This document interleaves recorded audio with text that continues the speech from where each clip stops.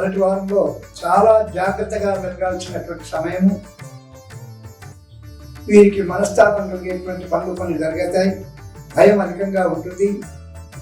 కుటుంబంలో కలహాలు ఏర్పడేటువంటి అవకాశం ఉంది.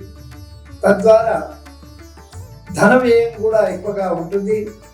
హృదయానికి బాధ కలిగించేటువంటి సంఘటనలు కొన్ని జరిగేటువంటి అవకాశం ఉంది మీనరాశి వారికి మొదటి వారంలో.